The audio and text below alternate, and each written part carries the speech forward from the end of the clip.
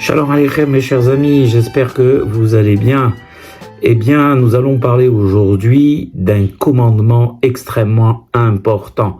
À la veille de Matan Torah, donc de Parashat Yitro, on va parler du commandement numéro 5, qui est celui d'honorer son père et sa mère, et on va essayer de développer, selon la Torah et selon ce que nous disent les Hachamim, pourquoi il est aussi important d'honorer son papa, sa maman.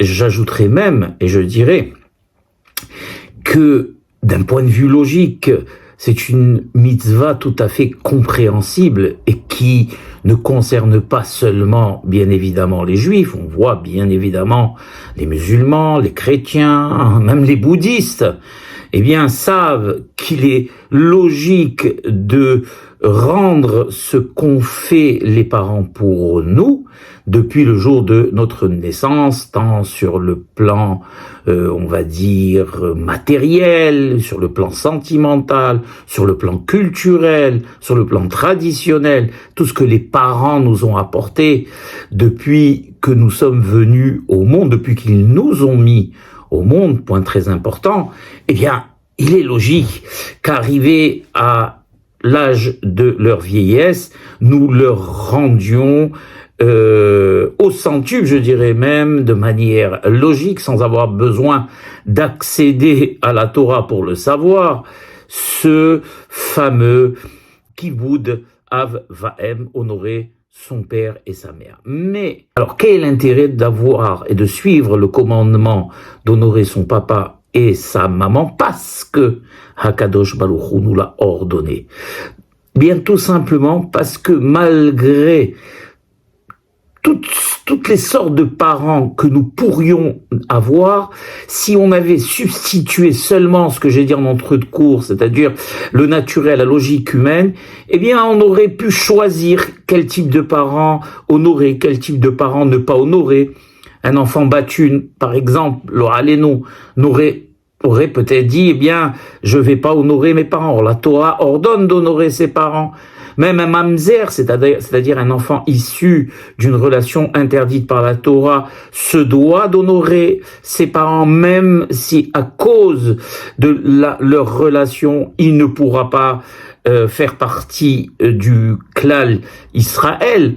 Et donc on voit que pas seulement dans la mitzvah du kivud avaen, dans toutes les mitzvot, lo tirtzach, lo tignov, etc., dans toutes les mitzvot de la Torah, il faut absolument les exécuter, non pas parce que logique oblige, mais parce qu'Akadosh Baruch Hu ordonne.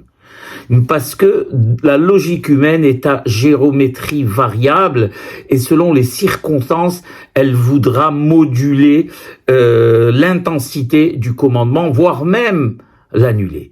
En ce qui concerne le commandement d'honorer son père et sa mère, on va nous se pencher maintenant sur ce que la Torah nous ordonne, pourquoi elle nous ordonne, et ce que les Hachamim viennent nous enseigner.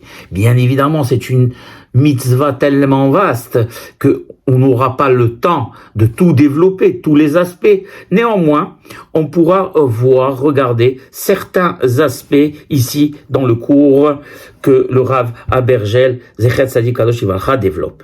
Alors, premièrement, donc, on sait que sur le mont Sinaï, Israël a eu la chance que n'ont pas eu les autres nations, qu'Akadosh Baruch Hu leur apparaissent et qui leur donne le bien le plus précieux, notre sainte Torah.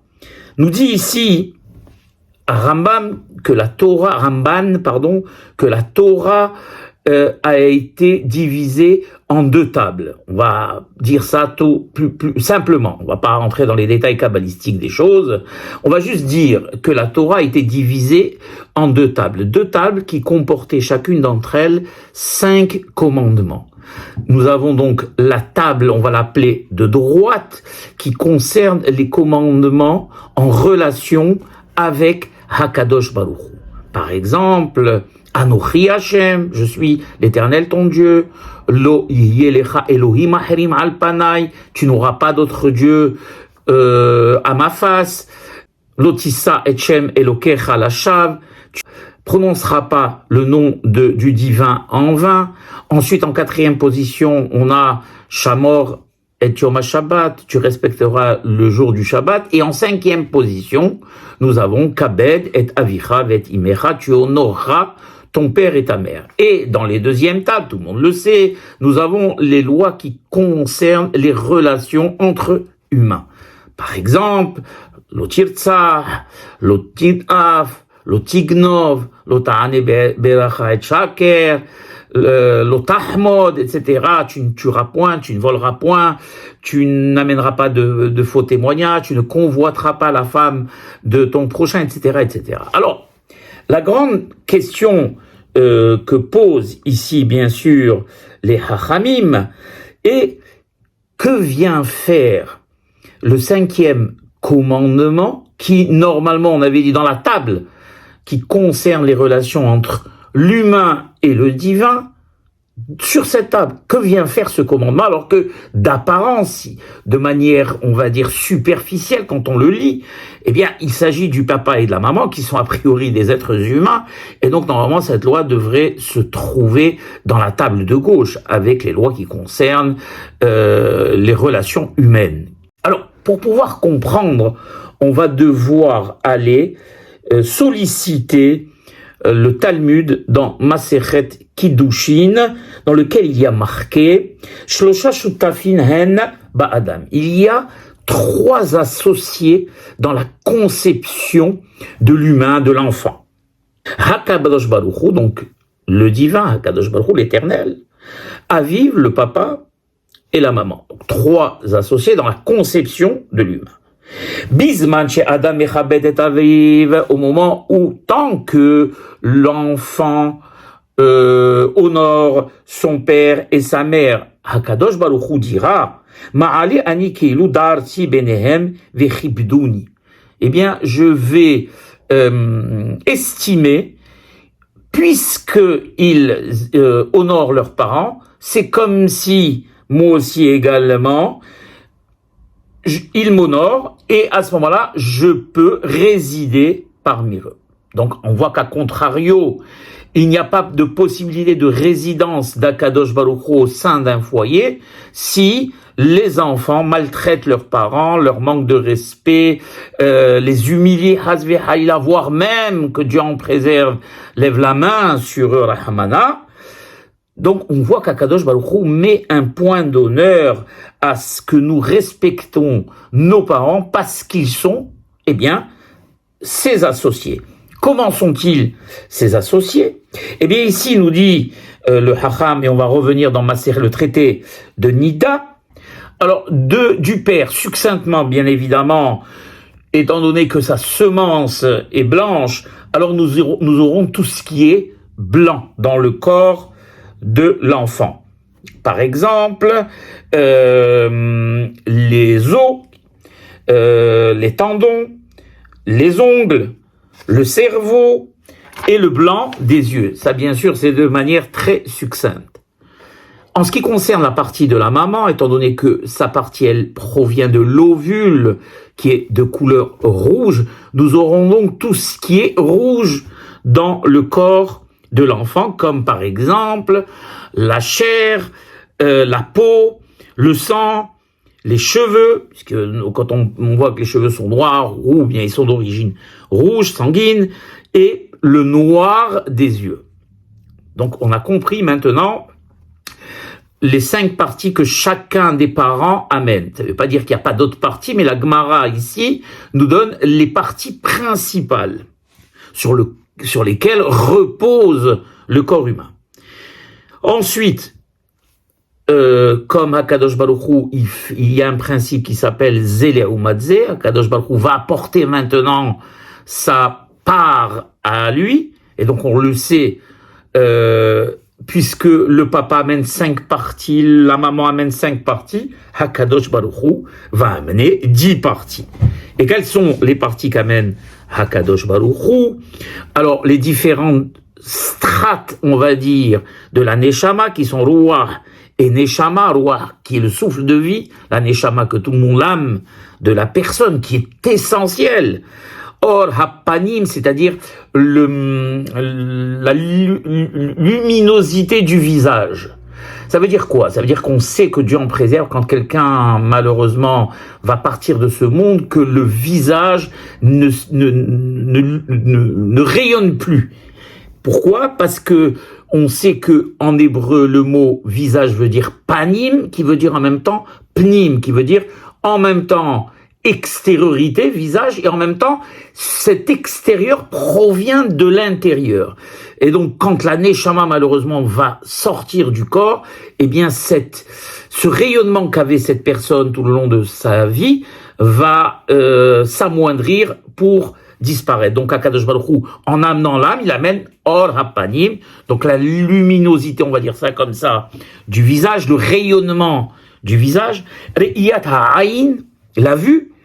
Les gens pensent que la vue, puisque j'ai des yeux, puisque les parents m'ont amené des yeux, normalement je devrais voir, et c'est complètement faux. On sait bien que quand l'Ohalénou, une personne décède, et qu'il est allongé, essayez de lui faire voir quelque chose, lui passer quelque chose à côté de l'œil, il ne verra plus. Et pourtant, l'œil en tant que tel, en tant qu'organe, fonctionne complètement.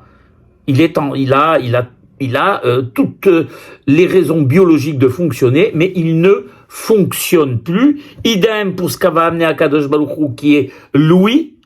Essayez de parler à l'oreille de quelqu'un qui est décédé, il est sûr qu'il n'entendra rien.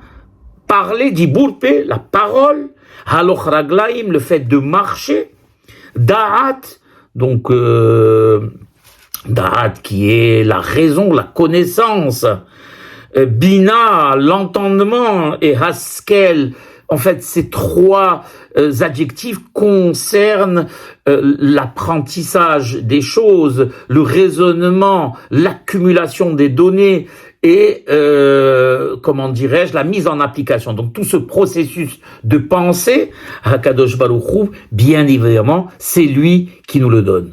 Donc on a compris ici qu'en réalité, et c'est pour ça que les Hachamim le disent, que quand Akadosh Baruch Hu décide de rompre l'association, tout s'en va. Quand la Neshama s'en va, on n'a plus de Shmiat HaOzen, on n'a plus de Re'iyat Ha'ain, on n'a plus de Dibour, on n'a plus de Hilur, on n'a plus rien de tout ça. Donc on a compris maintenant la contribution de chacun, qui vient à Akadosh Baruch Hu, aussi, dans la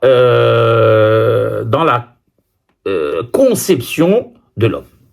Et c'est pour cela que nous dit et nous explique, et c'est comme ça qu'explique le Ramban pourquoi la mitzvah de Kibud Avaem est une mitzvah qui est en relation avec également la mitzvah d'honorer, de respecter, de craindre Hakadosh Baruch Hu, tout simplement. Parce qu'au même titre qu'Ivyachol Kadosh Baruch Hu, les parents aussi sont les associés dans la conception de l'humain, et il n'y a pas de possibilité de craindre Hakadosh Baruch Hu ou de l'honorer sans au préalable honorer ou craindre ses parents. Voilà. Et évidemment, vice-versa. Il y en a qui diront, moi j'honore Akadosh Baruch Hu, je crains Akadosh Baruch Hu, et mes parents ont été méchants avec moi, m'ont pas donné ce que je voulais, m'ont maltraité quand j'étais jeune, etc., etc. La raison principale de respecter les parents est parce qu'ils sont les associés d'Akadosh Baruch Hu, et parce qu'ils nous ont amenés dans ce monde, et parce qu'ils ont contribué biologiquement à notre être, et à tout ce que nous sommes aujourd'hui. Ki kaved et avicha, kavod ha'el, kirvod ha'boret, tziva lechaved ha'av, ha'mishtatev be'itzira. Tout ce qu'on a dit jusqu'à maintenant. C'est pour ça, bien sûr, que maintenant on n'a plus de coucher, de difficulté à comprendre pourquoi la mitzvah d'honorer son père et sa mère est extrêmement importante, parce qu'elle est liée directement au kavod qu'on fait à Akadosh Baruch Hu. Il est évident que tuer est très grave, que voler est très grave, mais ça sera sûrement moins grave que de ne pas honorer ses parents. Attention, je ne dis pas qu'il vaut mieux Hazvehaïla tuer que de déshonorer ses parents. C'est complètement faux. Tout ça sont des commandements de Dieu et sont complètement interdits. Mais étant donné que le positionnement de la mitzvah du kavod que l'on doit faire à nos parents se trouve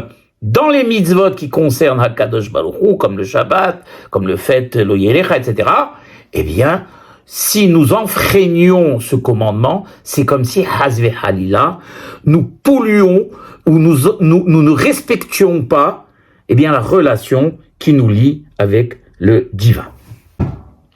On va avoir encore une explication supplémentaire dans Masechet Kedushin, où il y a marqué Maïdirtiv, pourquoi y a-t-il écrit Yoduch Hashem Kol Malchei Eretz Ki Sham'u Imre Picha, et j'aimerais que vous écoutiez ce Hidush qui est extraordinaire. Les peuples de la terre, Dieu te loueront, Ki Sham'u Imre Picha, car ils ont entendu tes paroles, les paroles que tu as prononcées. Alors la Gemara, elle pose la question Ma'amar Picha Mib'ele. Normalement, on aurait dû dire Ma'amar Picha dans le sens général. Pourquoi Imre Picha? Pourquoi est-ce que les nations du monde vont louer Akadosh Baruch Hu que pour des paroles précises, puisque quand on dit Imre Picha, ça veut dire certaines paroles et pas d'autres, alors qu'on aurait dû dire Ma'amar Picha, tout ce qui sort, qui vient de la bouche d'Akadosh Baruch Hu, doit être loué par les nations. Pourquoi donc utiliser le terme Imre Picha? Alors on répond ici dans la Gemara, Besha'a she'amar Akadosh Baruch Hu Anuchi velo yelecha. Au moment où Akadosh Baruch Hu a donné les 10 commandements, il a commencé par les 2 premiers commandements qui sont Anochi Hashem, Lo Yelecha, je suis l'Éternel ton Dieu, tu n'auras pas d'autre Dieu à ma face. Qu'est-ce qu'on dit les Umot Haolam, donc les nations du monde, Irvod Atzmo Doresh. Finalement, ces commandements à nous, c'est pour lui qu'il les a donnés, puisqu'ils concernent son kavod, la crainte qu'on doit avoir de lui, on ne doit pas avoir d'autres dieux, et nous, en quoi ça nous concerne? Alors, quand Akadosh Baruch Hu, en 5e position, a dit « Kabed et avicha vet imecha » tu honoreras ton père et ta mère, à partir de là, les nations, Hazor ve'odu, les ma'amarot alishonot, les nations ont accepté même les premiers commandements. On voit que, donc, en conclusion, le fait d'honorer nos parents, aux yeux des nations, a validé eh bien, les premiers commandements, puisque maintenant, on se rend compte qu'Akadosh Baruch Hu, Hazve Halila, comme ils ont pensé au début, ne pense pas qu'à lui, en disant Anochi Hashem Elira, mais également aux humains. Et donc, ces commandements dans leur ensemble, eh bien, concernent les humains. Quelque chose aussi d'intéressant. On remarque que si vous prenez les 2 tables de la loi, je l'ai dit en entrée de cours, que le commandement d'honorer son papa et sa maman se trouve en bas des premiers 5 commandements. Et tout de suite après, commencent, eh bien, les 5 autres commandements, donc, le 6e jusqu'au 10e, qui concernent, on a dit, les relations humaines. Qu'est-ce que cela signifie? Eh bien, cela nous fait comprendre et remarquer que le commandement d'honorer son père et sa mère est le maillon, la charnière sur lequel pivotent tous les commandements. Nous avons dans le commandement Kavet Avicha et Imecha un peu du commandement qui concerne les relations entre l'humain et Hakadosh Baruch Hu, et également un peu des relations qui lient les humains entre eux. Chez mitzvot kivud avahem, hiya mekasheret ben adam lekono, c'est cette mitzvah, la fameuse mitzvah d'honorer ses parents, et celle qui lie la personne avec son créateur. Et plus la personne fait attention et très attentif à cette mitzvah, et qu'il fasse son possible pour honorer ses parents et faire en sorte qu'ils soient contents d'eux et qu'il leur donne une entière satisfaction, eh bien, de la même manière, il est aimé par Akadosh Baruch Hu et il lui fait ce qu'on appelle du Nahat Ruah. Et si malheureusement la personne à contrario bien se désintéresse de cette mitzvah, voire même maltraite ses parents et ignore leurs demandes, eh bien, il est évident qu'Akadosh Baruch Hu ne ressent à cause de ça aucune simha. Et même, s'il fait toutes les mitzvot du monde, eh bien, ces mitzvot lui seront jetés à la face. C'est tout l'intérêt, justement, de ce maillon que j'ai expliqué, dans lequel on va entamer, à partir duquel on va entamer les mitzvot sociales, on va dire. Eh bien, quelqu'un pourra faire toutes les mitzvot possibles, être un bon voisin, être quelqu'un de respecté dans la communauté, ne jamais tuer, ne jamais voler, ne jamais mentir, etc., ne jamais faire de faux témoignages, ne jamais convoiter, et être parfait dans ce domaine.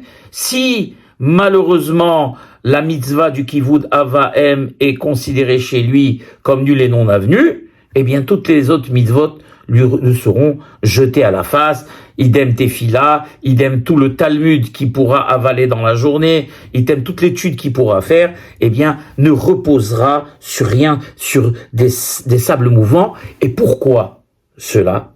Eh bien, le Harizal nous dit, Ki en lecha adam she'en lo neshama melubeshet bilvuj nefesh de'atzmut avi ve'imo. La neshama, il n'y a aucune personne au monde dont la neshama n'est pas habillée par, on va appeler ça, une enveloppe qui lui provient de ses parents, de l'essence même de ses parents. Vechola mitzvot sh'oseh, toutes les mitzvot qu'il fait, huakol al yedei oto halevush she'arash me'aviv ve'imo. Et toutes les mitzvot qu'il pourra faire et qu'il fait, eh bien, lui proviennent de l'habillage que lui ont donné ses parents, et cet habillage l'aide à faire ses mitzvot, et même l'abondance qui lui provient du ciel, lui provient justement grâce à cet habillage que ses parents lui ont donné, et c'est justement tout le inyan de l'association entre l'homme, la femme, et leurs enfants. Donc on voit que, en réalité, rien de ce qu'a obtenu l'homme sur terre aurait pu exister sans la contribution, bien sûr, biologique. Déjà, la venue au monde de la personne de manière biologique, mais même de manière spirituelle, par cet habillage que nous décrit le Harizal, qui enveloppe la neshama de chaque enfant et qui lui vient du papa et de la maman, grâce à laquelle il arrive à faire les mitzvot et être un homme accompli. Et donc, même au niveau de l'étude ici, dit le Hacham, tout ce qu'il a réussi à apprendre et à atteindre, même les plus hauts degrés de l'étude, eh bien, lui viennent des parents qui lui ont donné ce corps, car sans ce corps et sans cet habillage de la Neshama, il n'aurait jamais pu obtenir et faire des mitzvot, ni mettre les téphilines, ni faire la prière, ni quoi que ce soit, sans avoir eu au préalable ce cadeau de ses parents. Et il dit ici quelque chose de très important, et là j'attire l'attention de tout le monde. La reine, même si le niveau spirituel des parents est bien inférieur au sien, et je dirais même qu'ils sont pas croyants, je dirais même qu'ils ne font pas de mitzvot, je dirais même que sur le plan spirituel, ils sont down, comme on dit en anglais, et que lui au contraire se trouve aux antipodes de ses parents, c'est un juif accompli, il leur doit reconnaissance jusqu'à la fin de leur vie, et même, j'ouvre une parenthèse, je la referme, après leur décès, par les prières, par les kaddishim et par les askarot, on le sait. Car c'est grâce à eux qu'il a atteint ce niveau spirituel, et si que Dieu en préserve, il agit avec eux avec, comment dirais-je, ingratitude, il est ingrat, il n'y a aucune valeur au mitzvot et à l'étude qu'il a accomplie. Et c'est pour cela que j'adresse une remarque à tous les éducateurs spirituels ou à certains rabbins qui demandent aux enfants de carrément couper contact avec leurs parents, de peur qu'ils les contaminent, ne plus aller chez eux. Je ne dis pas, attention, il faut que ce soit clair, si les parents ne respectent pas de cache-route, on peut leur parler, on peut leur expliquer, s'ils acceptent, tant mieux. S'ils n'acceptent pas, on n'est pas obligé, bien sûr, d'enfreindre les mitzvot de la Torah. Ce n'est pas ça le kavod des parents. Ce que je veux dire, c'est que si par exemple, on n'a pas le droit de faire de remarques ou d'humilier ses parents parce que on voit que la maman regardait la télévision un vendredi soir ou un samedi quand on va le Shabbat chez eux, etc. On n'a pas le droit de leur faire de la peine parce que ils n'ont pas évolué dans le culte, etc. Ça, on n'a pas le droit de le faire. C'est complètement interdit. On a le droit de leur parler avec délicatesse, avec amour, leur expliquer. S'ils acceptent, hinematov. S'ils n'acceptent pas, ça reste et restera nos parents à jamais, et on leur doit le respect total jusqu'à la fin de leur vie et même après. Et encore plus, il dit ici le Hacham, pour les personnes religieuses, donc que tout le monde connaît comme étant religieuses par leur aspect, par comment dirais-je, leur statut dans la communauté. Tout le monde sait que David est quelqu'un de religieux, sa femme et ses enfants sont religieux. Et donc, que Dieu en préserve. Si on manque de respect aux parents, ou si on les maltraite à la Haman et Itzlan, on fait ce qu'on appelle un Hilul Hashem, c'est-à-dire la profanation du nom de Dieu, parce que les gens, déjà ils vont dire, regardez-moi celui-là, c'est ça la religion, voilà ce qu'on lui apprend, je suis bien heureux de ne pas être religieux, je suis bien heureux de ne pas aller à la synagogue. Si c'est se comporter comme ça avec les parents, on n'a rien à faire de la religion ou de la synagogue. C'est ce qu'on appelle du Hilul Hashem dans tous les domaines de la vie. Par contre, à contrario, si l'enfant respecte ses parents, et on sait que les parents sont laïcs, qui ne sont pas très religieux, mais on voit l'enfant religieux avec la kippa sur la tête, les petits-enfants avec les péotes venir, embrasser, chérir les grands-parents, qu'est-ce que disent ces personnes? Il dit ici, dans le Talmud Yoma, Asher Abo Shelamdo Torah, heureux soit le maître de cette personne qui lui a appris la Torah. Oilahem la briot shelolamdo Torah, malheur aux personnes qui n'ont pas appris de Torah. Regardez David qui a appris la Torah, comment il se comporte avec ses parents et comment sont nobles ses actions. Voilà, ça c'est ce qu'on appelle en hébreu Kiddush Hashem, qui veut dire sanctification du nom de Dieu. Et pour terminer, la personne a le devoir d'accéder et à toutes les demandes de ses parents, de les réjouir le plus possible, et grâce à cela, eh bien, toutes les bénédictions qu'ils feront lui seront, on va dire, déterminantes dans la vie. Et il y en a qui disent, c'est vrai que même le plus grand des tzaddik pourra bénir une personne, eh bien, la bénédiction du tzaddik n'atteindra pas, écoutez bien, la bénédiction des parents aux enfants. Quand les parents sont heureux, satisfaits, je dirais même repus de tout l'amour que les enfants leur donnent, et qu'ils bénissent un enfant, eh bien, cet enfant est assuré, Baruch Hashem, d'avoir le moins possible d'obstacles dans la vie et de réussir tout ce qu'il entreprend. Vous savez, moi je viens du Maroc, et il y a une expression que nos frères musulmans disent, Quand on voit quelqu'un qui a tout raté dans la vie, tout ce qu'il a entrepris, il l'a loupé, il est au banc de la société, il est haï par tout le monde, on appelle ça Msrot l'Walidin. Ça veut dire, Msrot l'Walidin, ça veut dire quelqu'un qui est maudit par ses parents.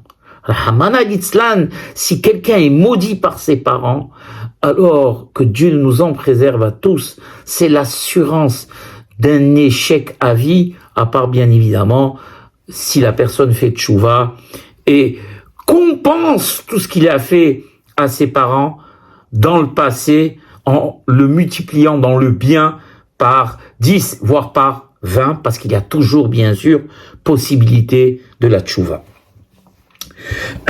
Et je vais terminer avec une histoire qui est déchirante, mais qui a le mérite d'être racontée ici dans ce livre et qui va peut-être nous sensibiliser à l'importance du kavod des parents. Eh bien, il y avait quelqu'un qui était riche, très riche, il avait réussi dans la vie, Baruch Hashem. Et son père avait vieilli, il était malade, et il ne pouvait plus rester tout seul. Et donc un jour, il n'avait pas tellement le choix, il décide de faire venir son père chez lui à la maison, habiter. Donc il lui donne une chambre, mais malheureusement la femme n'aimait pas cette situation, n'aimait pas déjà au préalable les parents, n'aimait donc pas le père, et elle trouvait que le père était le pauvre gênant, et qu'il perturbait la sérénité du foyer, les empêchant de vivre pleinement leur vie, de sortir comme il voulait, de passer des fois des nuits blanches, de faire venir des médecins, tout ça lui déplaisait. Et à force de faire pression sur son mari, et le mari est au milieu, ayant peur que son couple vole en éclats, eh bien il décide de trouver un compromis avec elle, et donc ils prennent le papa et le font le pauvre descendre au sous-sol où ils avaient une chambre, lui étalent un grand tapis, et le fils embrasse son papa, s'excuse auprès de lui et lui dit voilà mon père, malheureusement je ne peux pas faire plus, et s'en va. L'enfant revient de l'école et le premier réflexe de l'enfant c'était de courir à la chambre de son grand-père qu'il adorait. Saba, papi, où tu es? Il le voit pas. Il court vers sa mère lui donne une réponse laconique. Il va chez le père et devant l'insistance de l'enfant, les parents sont obligés de dire eh bien écoute mon fils, tu sais pour le bien de papy, eh bien on a été, pas pour notre bien nous bien évidemment, pour le bien de papy, on a été obligé de le descendre au sous-sol, mais ne t'inquiète pas, c'est pour son bien. Le fils hors de lui, il adorait son grand-père, il descend, trombe au sous-sol et il voit son père, le pauvre, dans cette pièce humide qui grelottait de froid sur ce tapis, en train de tousser. Papi, qu'est-ce qui se passe? Pourquoi ça? Non, il n'est pas question qu'on te laisse dans cet état. Et le petit-fils était quelqu'un de hacham. Et il dit à son grand-père, attends papi. Il remonte, il va chercher des ciseaux, il redescend et il se met à couper juste presque toute la moitié du tapis en longueur qu'il charge sur son épaule. Le grand-père lui dit mais mon fils, c'est la seule chose que j'ai, s'il te plaît, ne me l'enlève pas. Le petit-fils dit papi, ne t'inquiète pas, ça c'est vraiment pour ton bien. Il prend donc cette partie du tapis, il la remonte dans sa chambre et il l'accroche au mur de sa chambre. Il l'accroche au mur de sa chambre. Quelques heures après, la maman rentre pour essayer de mettre de l'ordre dans la chambre et voit ce tapis accroché au mur. Elle hurle, qu'est-ce que c'est que ce tapis? Elle appelle le mari, David, viens ici, regarde ce que ton fils a fait. Et les parents assistent et voient ce tapis accroché au mur. Mais qu'est-ce que tu as fait? Pourquoi? Est-ce que c'est une manière de se comporter avec papy, le pauvre? Tu lui as déchiré le tapis sur lequel il était allongé, c'est pas normal. Tu es un petit-fils indigne. Il leur dit non, je suis pas un petit-fils indigne. Je suis en train déjà de me préparer. Parce que moi aussi, quand je serai grand et j'aurai Baruch Hashem de l'argent, j'aurai une grande maison, eh bien, je vous mettrai aussi, quand vous serez vieux, au sous-sol. Et déjà, j'ai le tapis qui est là, qui est prêt à vous recevoir. Quand les parents ont entendu ça, ils ont été glacés vraiment jusqu'au tréfonds de leur âme. Ils sont descendus en trombe, ils ont pris le papy, toutes les affaires du papy, et ils l'ont remonté dans la chambre qu'il occupait, une chambre chaude et douillette comme il sied à un père ou à une mère. On les appelle bien Ateret Roshenu, la couronne de notre tête, car les parents sont notre ornement, tant sur le plan de la Neshama que sur tous les plans.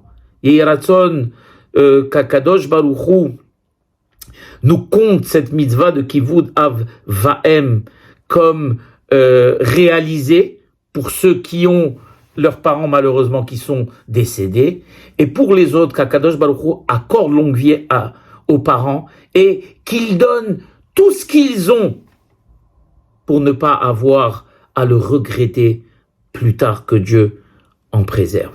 Voilà. Baruch Adonai Le'olam. Amen ve Amen.